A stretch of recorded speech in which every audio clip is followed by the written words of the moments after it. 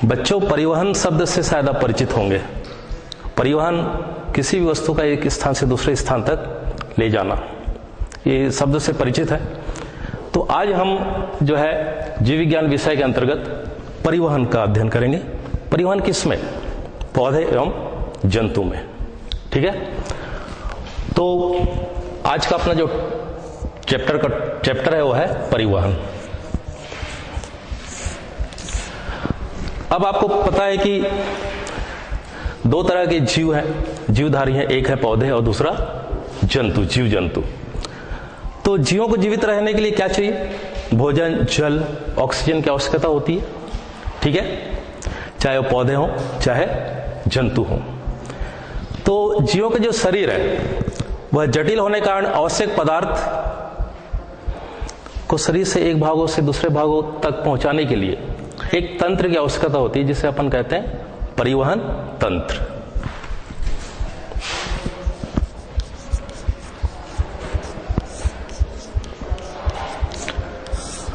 अब ये परिवहन तंत्र जो है वास्तव में पौधों में किस तरह का होगा और जंतुओं में किस तरह का होगा। पौधों में जो परिवहन के लिए तंत्र है उसे अपन कहेंगे संवहन तंत्र। एक पौधों में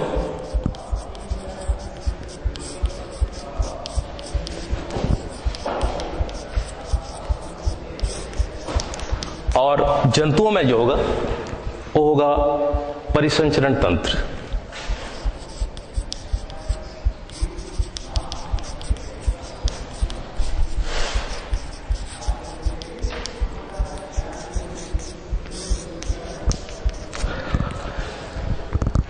अब आप लोगों को पता है कि जो हम देख रहे हैं पेड़ पौधे, जंतु, वे सब हमें दिखाई दे रहे हैं। मतलब एक ऐसी जीव जंतु है जो हमें दिखाई नहीं देते, जिसे अपन कहते हैं सूक्ष्म जीव। तो सूक्ष्म जीव में कुछ उदाहरण आप लोग को शायद पता है। अमीबा, पैरामीशियम, क्लेमाइडोमोनास, ये जीव जलीय है और वायवीय भी है। तो इनमें किस तरह का परिवहन होता है? इनका शरीर तो एक ही कोशिका का बना हुआ है। जैसे एक अपन अमीबा का मैं यहां पर चित्र ड्रा करता हूं। अपन देख रहे हैं एक कोशिकीय जीवों में परिवहन सबसे पहले। तो एक कोशिकीय जीव में जैसे कि अमीबा है, पैरामीशियम है। ठीक है,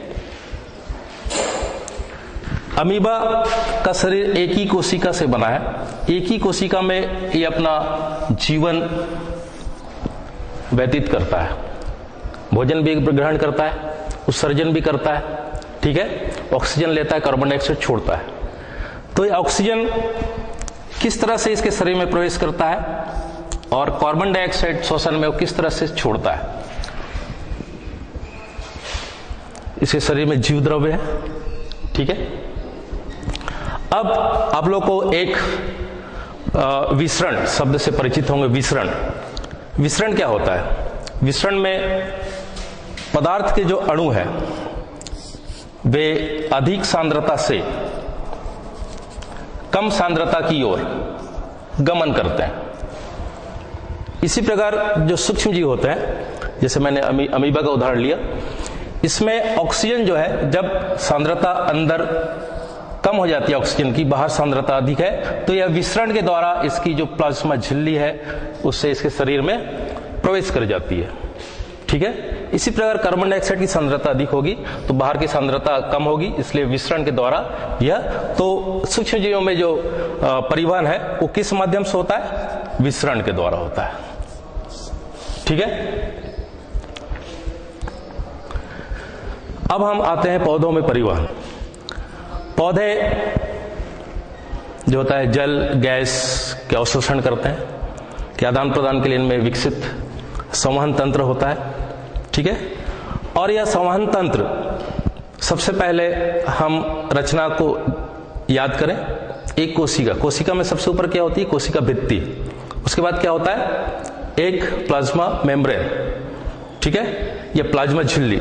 यह प्लाज्मा झिल्ली जो होती है अर्ध पारगम्य होती है और जो कोशिका भित्ति है वो पूर्ण पारगम्य होती है। तो प्लाज्मा झिल्ली के द्वारा जब कोई चीज प्रवेश करेगा, ठीक है, तो वह क्या होगा, कुछ चुने हुए अणुओं को ही वह अंदर जाने देता है और बाहर आने देता है, ठीक है। तो ये एक कोशिका की रचना होती है। और सबसे पहले अपन देखिए कि पौधों में किन चीजों का संवहन होता है।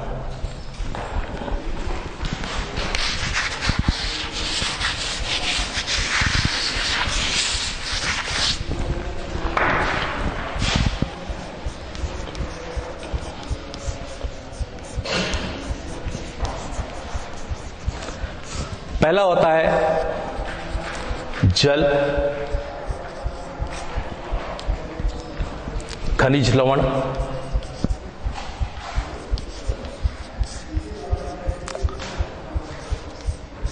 ऑक्सीजन और कार्बन डाइऑक्साइड, ठीक है। दूसरा होता है जो पौधे फोटोसिंथेसिस, प्रकाश संश्लेषण की प्रक्रिया द्वारा क्या बनाते हैं, भोजन, कार्बोहाइड्रेट, स्टार्च, ठीक है। तो इसका परिवहन होता है। पौधे जो है उस भोज्य पदार्थ को जड़ तक परिवहन करते हैं और आवश्यकता पड़ने पर जड़ से लेकर कहां तक, कलिकाओं तक, फलों तक, फूलों तक परिवहन करते हैं। तो सबसे पहले अपन देखेंगे कि जल एवं खनिज लवण का परिवहन कैसे होता है और किस माध्यम से होता है।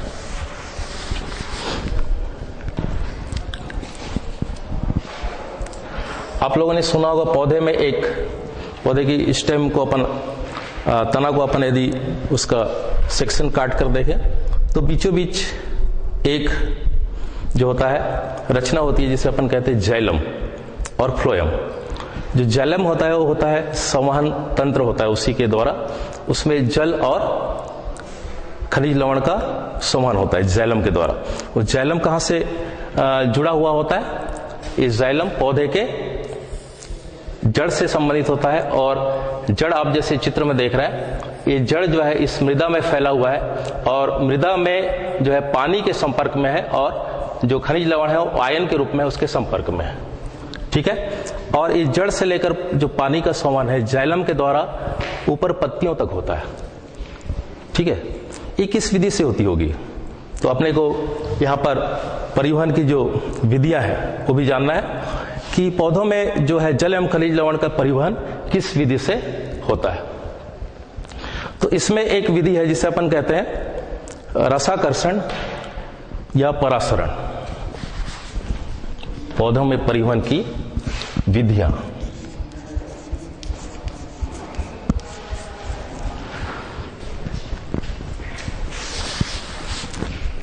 जिसमें पहली जो विधि होती है वो है वाष्पोत्सर्जन।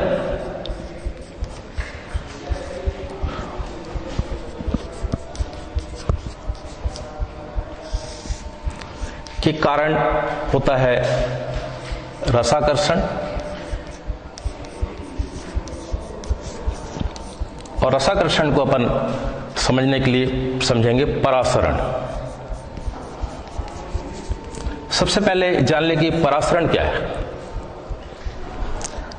परासरण में की जो परिभाषा है इसमें आपको बता दूं कि जल के अणुओं का संवहन जो है, मान लो ये मैं ये बॉक्स बनाया हूं, यहां पर किसी पदार्थ की सांद्रता अधिक है,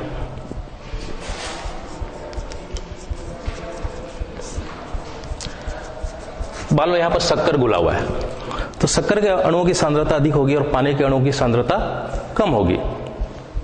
तो पानी के अणु कहां गमन करेंगे, किस ओर, यहां भी भरा हुआ है पानी, क्या कम सांद्रता का घोल, इससे कम, तो पानी के अणु का गमन किधर होगा, अधिक सांद्रता से कम सांद्रता की ओर, जब तक कि पानी के अणु जो है इसमें एक सम ना हो जाए।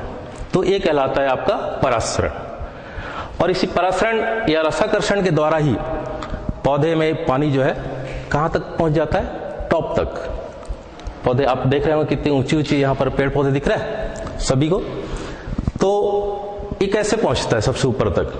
कई पौधे ऐसे जिसकी ऊंचाई लगभग 400 मीटर तक होती है पौधे की। तो गुरुत्वाकर्षण के विरुद्ध पानी का ऊपर चढ़ना एक सोचने वाली बात है कि ये कैसे संभव है। लेकिन संभव है क्योंकि एक जीवधारी का अंदर जो है अंग काम कर रहा है। ठीक है, तो पौधे में वो कैसे होता है मैं आपको समझा दूं। पौधे में जो वाष्पोत्सर्जन है किसके द्वारा होता है? आपको पता है कि पौधे की जो निचली सतह है उसमें सूक्ष्म छिद्र होते हैं, और आपने यदि प्रयोग किया होगा, मैंने कराया, तो उसमें आपने देखा होगा कि जो पत्ती के नीचे जो रंध्र होते हैं, जिसको अपन सूक्ष्मदर्शी से देखें, उसकी पतली झिल्ली निकालकर, तो हमें उसमें कुछ संरचना दिखाई देती है। वो संरचना इस तरह से होती है, आपने देखा होगा सूक्ष्मदर्शी से, स्पष्ट है? ठीक है, 9th में शायद मैंने पढ़ाया था और प्रैक्टिकल भी कराया था। तो ये जो है स्टोमेटा या फिर रंध्र कहलाता है। इस रंध्र की खासियत है कि इसमें ये 2 प्रकार की कोशिका दिखाई दे रही है। एक कहलाती है रक्षक कोशिका, ठीक है, और इसके चारों ओर जो है सामान्य एपिडर्मिस कोशिका है। अब यहां पर अपन समझेंगे कि किस तरह से वाष्पोत्सर्जन की प्रक्रिया होगी पत्तियों के द्वारा। और पत्तियों में रंध्र है, और यही रंध्र के खुलने और बंद होने की प्रक्रिया निर्भर करती है इसके प्रकाश संश्लेषण के लिए और वाष्प उत्सर्जन के लिए। तो सबसे पहले अपन देखें कि ये खुलता कैसे है। दिन के समय सूर्य के प्रकाश की उपस्थिति में, तीव्र प्रकाश में पौधे क्या करते हैं? प्रकाश संश्लेषण करते हैं। प्रकाश संश्लेषण की प्रक्रिया में कौन सा गैस त्यागते हैं? कौन सा लेते हैं? कार्बन डाइऑक्साइड लेते हैं और ऑक्सीजन छोड़ते हैं। तो ये ऑक्सीजन जो है वास्तव में इसी रंध्र के खुलने से और खुलने की स्थिति में ऑक्सीजन प्रवेश करता है इसी रंध्र से, और कार्बन डाइऑक्साइड बाहर आता है। ये होती है विसरण के द्वारा, जो मैंने पहले समझा दिया एक कोशिकीय जंतु में किस प्रकार होता है। लेकिन यहां पर हम समझ रहे हैं कि इसमें वाष्पोत्सर्जन की प्रक्रिया से क्या संबंध है इसका। जब दिन के समय प्रकाश संश्लेषण की प्रक्रिया हो रही होती है, तो ये जो रक्षक कोशिकाएं है, इस रक्षक कोशिकाओं का जो ये कोशिका द्रव्य है, उसमें स्टार्च की अधिकता के कारण इसकी सांद्रता कम हो जाती है। ठीक है, इसकी सांद्रता बढ़ जाती है, सॉरी, है ना। तो उसमें क्या होगा कि बाहर से जो कोशिकाएं हैं, वो कोशिकाओं से तो जल के अणु जो है यहां प्रवेश कर जाएंगे, और प्रवेश करने से क्या होगा, ये रक्षक कोशिकाओं का जो बाहरी दीवार है वो पतली होती है, अंदर जो है मोटी होती है। तो जैसे ही अंदर जल के अणु प्रवेश करेंगे तो उसमें क्या होगा, वे आसुन हो जाएंगे, मतलब फूल जाएंगे। फूलने से क्या होगा, फूलने के कारण ये जब टर्जेट हो जाएंगे, आसुन हो जाएंगे, तो इसमें खिंचाव उत्पन्न होगा, और ये जो है रंध्र इस तरह से खुल जाएगा। खुली स्थिति है रंध्र की, ठीक है। उस स्थिति में क्या होगा कि वहां पर जो आसपास कोशिकाएं हैं, जैसे कि ये कोशिकाएं हैं, ये जो पानी का एक खिंचाव यहाँ उत्पन्न हुआ है, और पानी ये पत्ती की शिराओं के द्वारा यहाँ तक पहुंचा हुआ है। यहाँ पर एक दिखाई दे रहा है, ये मीजोफिल ऊतक के बीच में जो है स्थान है, वहां पानी जमा रहता है ना। यह पानी धीरे से क्या होता है, बाहरी हवा के संपर्क में आकर वाष्पित होता है, और वाष्पित होना मतलब वाष्प उत्सर्जन, ठीक है।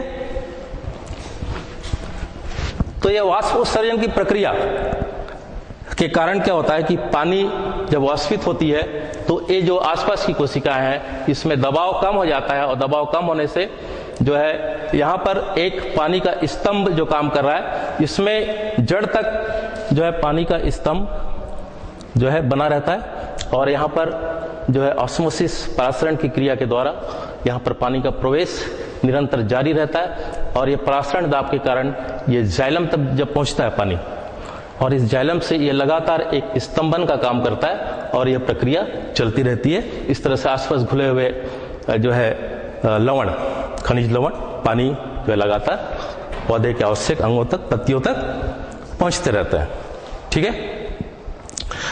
तो अब यहां पर कौन कौन सी बात यहां पर हो रही है देखें अपन।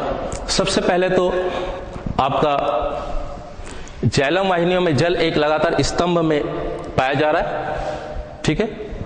और दूसरा है कि जल के अणुओं में एक शक्तिशाली आकर्षण का बल होता है, जिसे अपन कहते हैं ससंजन बल, जिसके कारण पानी के अणु एक दूसरे से बंधे हुए रहते हैं, खिंचाव उत्पन्न होता है उसमें, है ना। तो इस तरह से वो लगातार एक स्तंभ के रूप में चिपके रहते हैं। और तीसरी स्थिति इसमें जो होती है वो है वाष्पोत्सर्जन खिंचाव के कारण जल एक लगातार स्तंभ बनाता है। इस तरह से खनिज लवण एवं जल का परिवहन पत्तियों तक पहुंचता है और पौधों के हर एक भाग तक पहुंचता है। इसलिए पौधे देखना कि हरे भरे आसुन्य दिखते हैं। गर्मी अभी इतनी पड़ रही, लेकिन आप लोग देख रहे हैं कि सभी पौधे हरे भरे दिखाई दे रहे हैं। उसका कारण यही है, एक हम भी यहाँ पर पानी की कमी महसूस कर रहे हैं, सूख रहे हैं गर्मी में, है ना। लेकिन पौधे देखिए, एक एक पत्ती जो है पूरी तरह से आसुन्य है, पूरा प्रसन्नता में दिखाई दे रहा है। क्यों? प्रकृति ने ऐसा उसका अंग तंत्र बनाया है, परिवहन तंत्र, संवहन तंत्र बनाया है। ये तो है जल एवं खनिज लवण का संवहन। दूसरा एक परिवहन विधि में और एक बात आती है, वो है स्थानांतरण।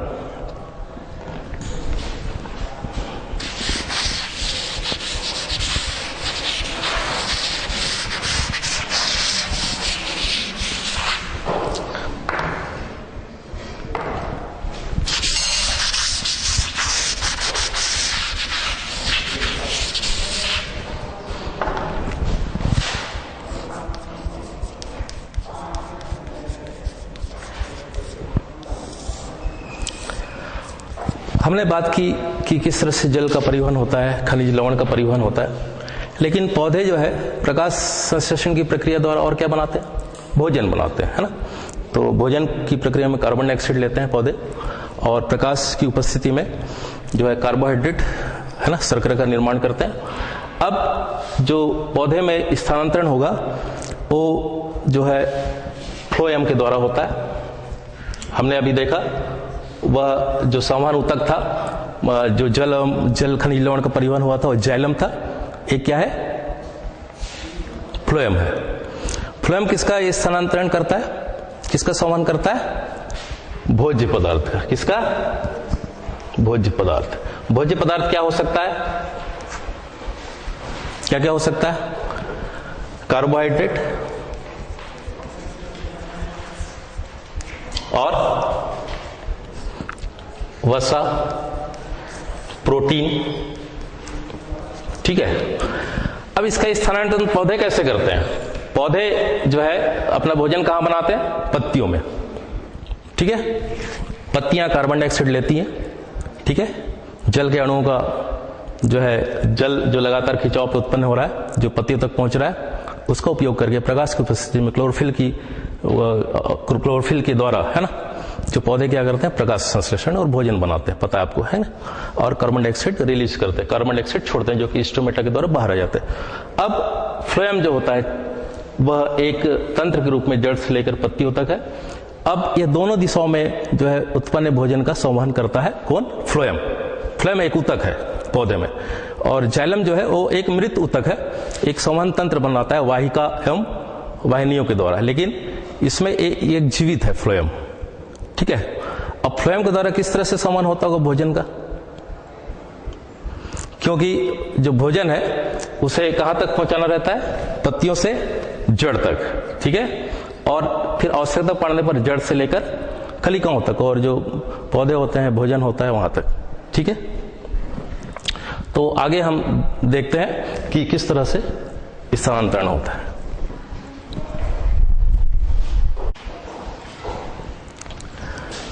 बच्चों, पौधों में जो परिवहन है उसमें जो स्थानांतरण अपन देख रहे हैं, जिसमें कि फ्लोएम के द्वारा भोज्य पदार्थों का अभिगमन होता है, संवहन होता है, जिसमें कि जो पौधे प्रकाश संश्लेषण के द्वारा, पत्तियों के द्वारा जो भोजन बनाते हैं, वह भोजन का कहाँ तक गमन होता है? जड़ों तक, ठीक है।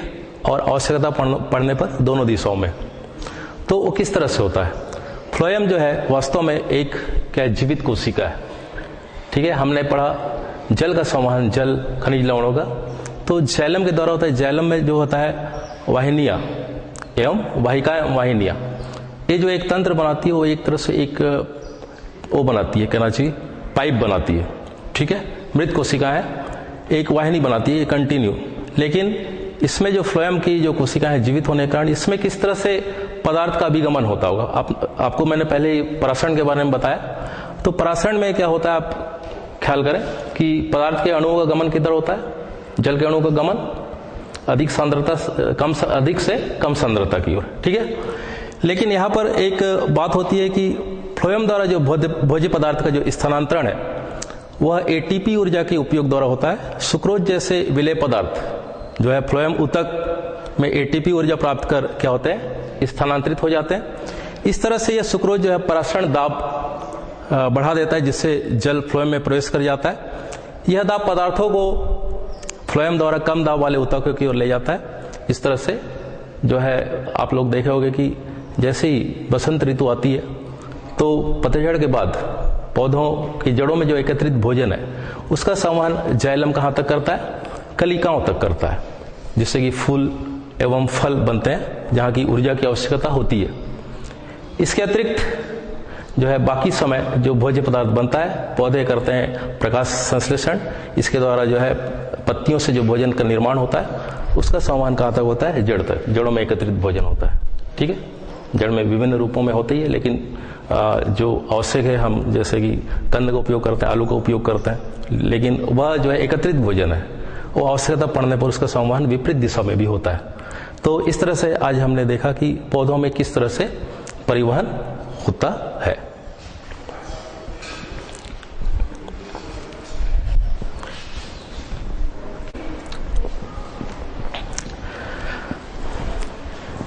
अच्छा, तो बच्चों ये हुआ पौधों में परिवहन।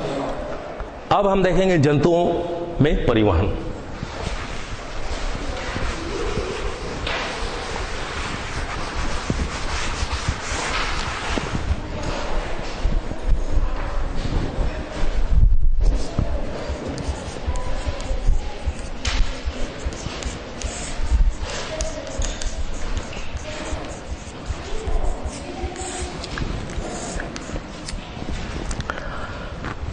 जंतुओं में जो है पचा हुआ भोजन, ऑक्सीजन तथा जो उत्सर्जी पदार्थ हैं जो कि हमारे शरीर में उपापचय की क्रिया जो होती है उसके उपरांत जो उत्पन्न होते हैं, इन सब चीज़ों का परिवहन करना पड़ता है। ऑक्सीजन अपन लेते हैं, कार्बन डाइऑक्साइड छोड़ते हैं, ठीक है। भोजन लेते हैं, भोजन का पाचन होता है, भोजन के पाचन के पश्चात जो आहार तंत्र है उसके द्वारा अवशोषण होता है भोजन का।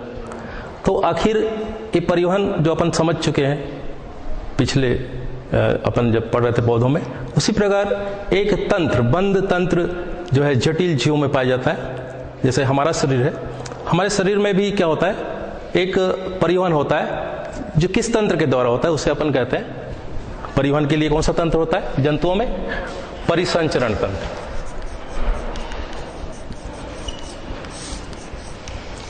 सर्कुलेटरी सिस्टम इंग्लिश में अपन कहेंगे इसे। तो पौधा में जो पदार्थों का परिवहन किसके द्वारा होता है, रुधिर के द्वारा।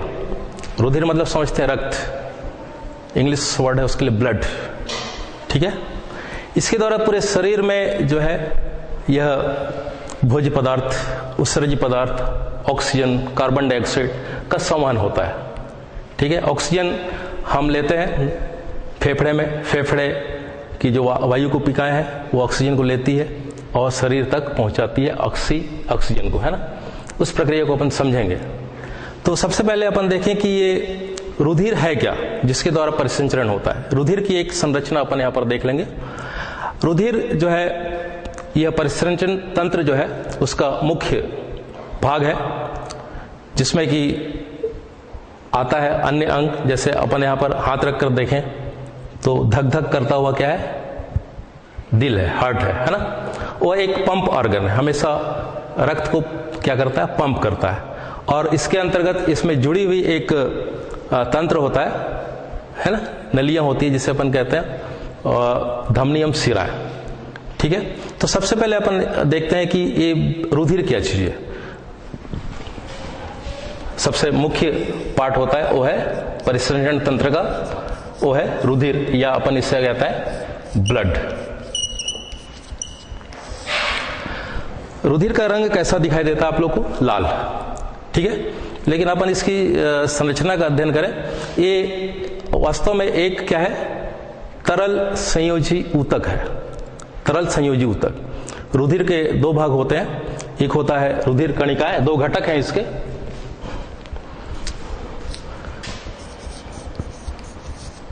पहला रुधिर कणिकाएं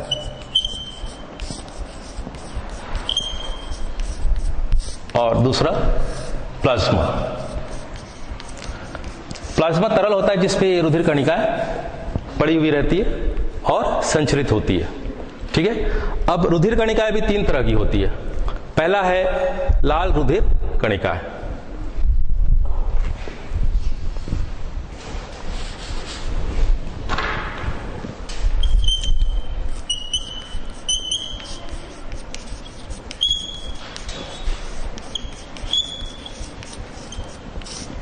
इसे अपन आरबीसी कहते हैं शॉर्ट फॉर्म में, आरबीसी।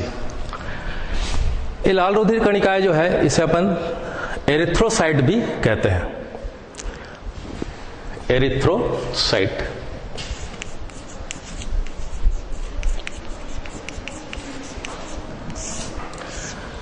और इसी लाल रुधिर कणिकाएं या आरबीसी के कारण ही खून का रंग क्या होता है? लाल होता है। क्यों लाल होता है? इसमें एक हीमोग्लोबिन नामक प्रोटीन पाई जाती है और ऑक्सीजन वहन के लिए महत्वपूर्ण है। यही ऑक्सीजन को क्या करती है? अपने में संयोजित करके वहन करती है ऑक्सी हीमोग्लोबिन के रूप में। ठीक है, तो ये जो लाल रुधिर कणिकाएं हैं ये लाल रंग की होती है और इसमें एक प्रोटीन पाया जाता है और ये ऑक्सीजन और कार्बन डाइऑक्साइड का वहन करने का कार्य करती है। दूसरी जो कणिका है वो है श्वेत रुधिर कणिकाएं।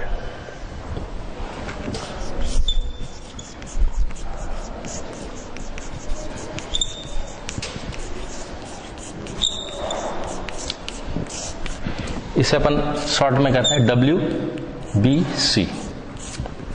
ठीक है, श्वेत रक्त कणिका जो होती है वास्तव में हमारे शरीर की क्या करती है? यह सुरक्षा गार्ड है हमारे शरीर के लिए, है ना। ये संक्रमण आघात से रक्षा करती है और रंगहीन होती है। ठीक है, आरबीसी की होती है लाल रंग की, लेकिन ये होती है रंगहीन, केंद्रक विहीन होती है। इसके अलावा जो तीसरी कण है वो है रुधिर प्लेटलेट्स।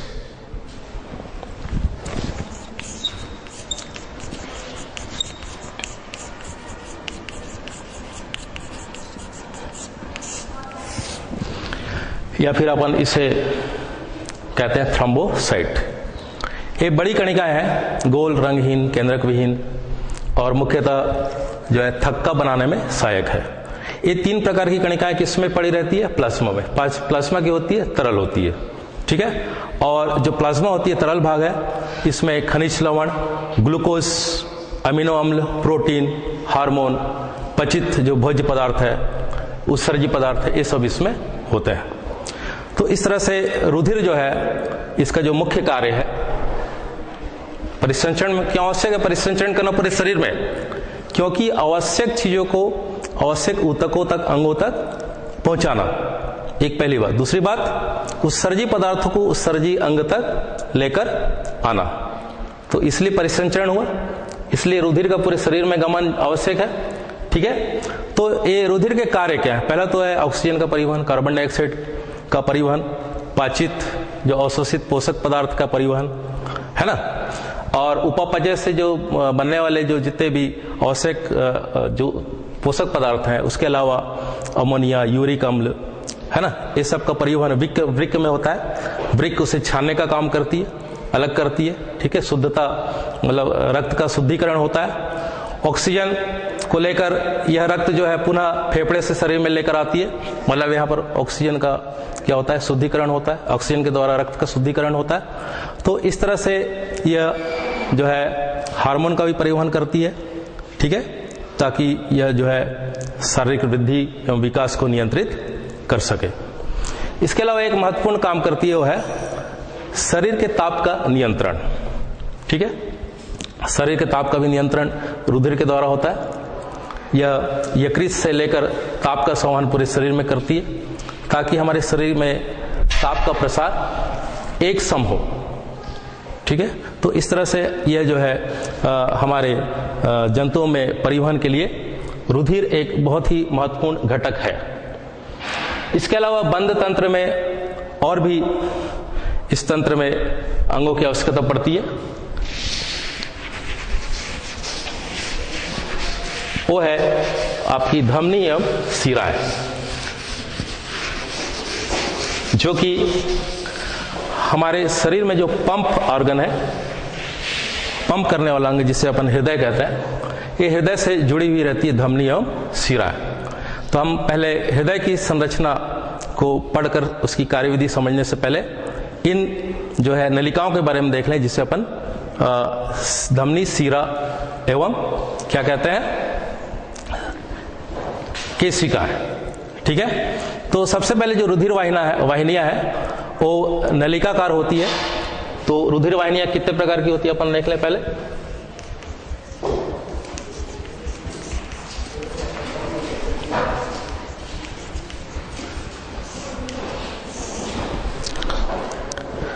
ये 3 प्रकार की होती है रुधिर वाहिनी।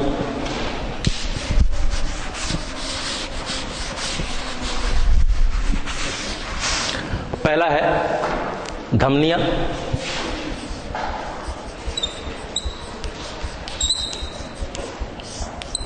दूसरा है शिराएं और तीसरा है केशिकाएं। धमनियां जो होती है वो हृदय से रक्त को लेके आगे बढ़ती है, इसलिए इसकी बनावट बहुत ही, इसमें शुद्ध रुधिर का परिवहन होता है धमनी के द्वारा। इसकी जो दीवार है बहुत मोटी होती है ना, ताकि ये जो है पंप किया हुआ जो रुधिर है उसके दबाव को सहन कर सके। ठीक है, धमनियों की बनावट होती है और ये आगे जाके धमनियां जो है धमनिकाओं और केशिकाओं में बढ़ती है, आगे शरीर में जाके फैलती हुई। इसके बाद जो होती है वो है शिराएं। धमनी की जो मोटाई है वह अधिक होती है, इनमें कोशिकाओं का जो लेयर है अधिक होता है।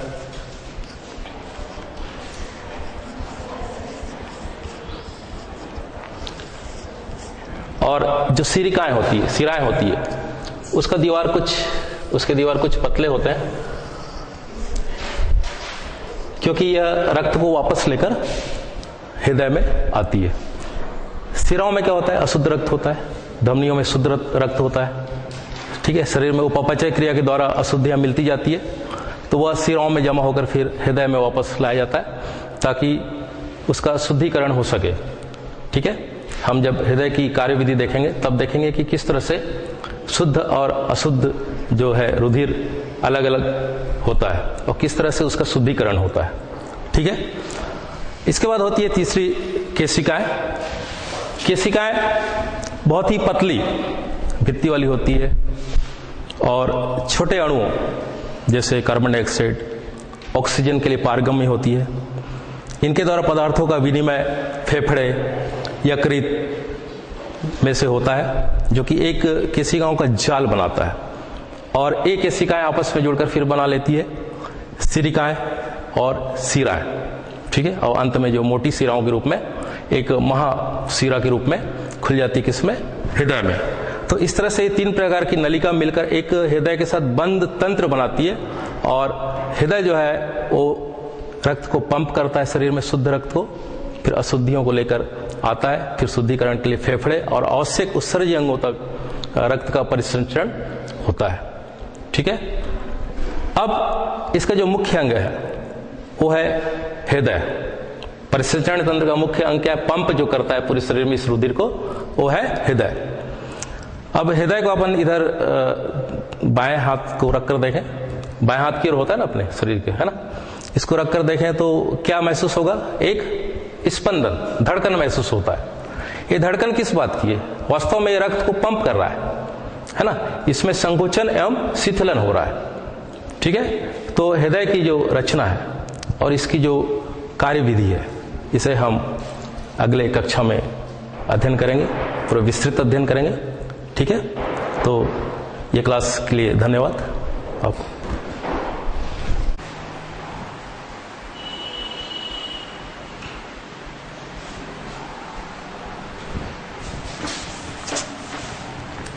बच्चों, इस तरह से हम देख रहे थे कि पौधों में किस तरह से परिवहन होता है जल एवं खनिज लवणों का। आपको पता है कि भोजन तथा अन्य पदार्थ का परिवहन फ्लोएम द्वारा होता है, चालनी नलिका द्वारा, और जो है यह जो है जड़, फल, वृद्धि वाले अंगों तक पहुंचता है। ठीक है, तो एक बार रिवीजन कर लेते हैं कि किस तरह से परिवहन होता है। आपको मैंने बताया कि पौधे की पत्तियों में नीचे क्या पाया जाता है बच्चों? स्टोमेटा। ठीक है, ये बंद स्टोमेटा के जो आप देख रहे हैं संरचना, रक्षक कोशिकाएं जब आसुन हो जाती है तो ये कोशिकाएं बंद हो जाती है ना। जब इसमें स्टार्च की मात्रा अधिक हो जाती है तो आसुन हो जाती है। तब उस स्थिति में जब खुला स्टोमेटा कब होता है बच्चों? जब प्रकाश संश्लेषण की प्रक्रिया होती रहती है। ठीक है, जब इसमें क्या होता है, शर्करा की मात्रा जब अधिक हो जाती है तो आसपास के जो कोशिकाओं से पानी जो है अंदर आ जाता है। कोशिकाएं यहाँ पर शिथिल है, देखो पहली और बंद अवस्था में स्टोमेटा शिथिल अवस्था में, इसकी जो रक्षक कोशिकाएं जो शिथिल हो गई, इसलिए इसका जो रंध्र है ना, छिद्र है, बंद हो गया, लेकिन इसमें खुला है। ठीक है, एक बार और स्पष्ट मैं कर रहा हूं। अब वाष्पोत्सर्जन की प्रक्रिया होगी तो क्या होगा? पानी का जो है हानि होगा। कहां से? पत्तियों से, जिसका प्रभाव क्या पड़ेगा कि रंध्र खुले होंगे, जल का वाष्पन होगा, स्फीत दाब कम होगा, जाइलम वाहिनियों में एक जल का अटूट संबंध बनेगा। ठीक है, समझ में आएगा ना अभी जो बताया हूं।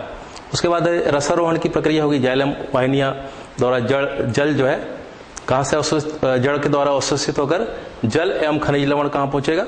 गुरुत्वाकर्षण के विरुद्ध, देखो ये चल रहा है गुरुत्वाकर्षण के विरुद्ध, ये केस जड़ें हैं जो है पानी का प्रवेश यहाँ हो रहा है और इसका एक स्तंभ बन रहा है और ये रंध्र से जो वाष्पन की प्रक्रिया हो रही है, इससे यह जो स्तंभन है वह अटूट संबंध इसमें बना हुआ रहता है और इस तरह से लगातार, इसे अपन रसारोहण कहते हैं, अभी मैंने बताया आपको, और ऊंचाई तक जाने की प्रक्रिया यह चलती रहती है। इस रसारोहण की क्रियाविधि को किसने सबसे पहले प्रस्तुत किया? डिक्सन तथा जाली ने 1814 में। ये बात मैं बताने से पहले चूक गया था, आप नोट कर लो। डिक्सन तथा जाली ने 1814 में रसारोहण की क्रिया, जो कि वाष्पोत्सर्जन से जो खिंचाव है जड़ तक होती है, जिसके कारण की रसारोहण की प्रक्रिया होती है और पानी जाइलम वाहिनियों में जल एक लगातार स्तंभ के रूप में ऊपर चढ़ता रहता है। आप देखे होंगे कि बड़े बड़े पेड़ भी इसी कारण प्रफुल्लित होते हैं ना, उसकी पत्तियां हरी भरी है ना, हमेशा तरोताजा हमेशा बने रहती है, क्योंकि पानी की मात्रा जड़ से देखो स्तंभन होते हैं वहां तक चढ़ता है। तो जल के जो जड़ में अणुओं में एक शक्तिशाली एक आकर्षण बल, ससंजन बल भी होता है, जो कि इस ससंजन बल के कारण भी पानी की अणु आपस में चिपके हुए रहते हैं और पत्तियों तक आवश्यक भाग है, पत्ती यहाँ पर जल की आवश्यकता होती है प्रकाश संश्लेषण की प्रक्रिया के लिए, वहां तक चढ़ती रहती है और इस तरह से वाष्पोत्सर्जन जो खिंचाव है के कारण जल एक अटूट स्तंभ के रूप में पाया जाता है। ठीक है, इसी प्रकार जो भोजन का निर्माण होता है वह जो है इसी स्तंभन फ्लोएम के द्वारा यह जड़ों तक इसका संचालन होता है और जड़ों में एकत्रित होता है और आवश्यक समय में इसी फ्लोएम के द्वारा जो है इसके वर्धी अंगों तक, फलों तक यह जो है भोजन का संचय होता है, जो आपको पता है। तो बच्चों ये जो चित्र है इसको आप स्पष्ट एक बार देख लो, चित्र बना लो। ठीक है, और जब भी आप इसको समझाएंगे इस चित्र के माध्यम से समझाना बहुत ही जरूरी है। ठीक है, तो बच्चे इसको आप जोड़ लीजिए और इस चित्र को आप बना लीजिए। Thank you.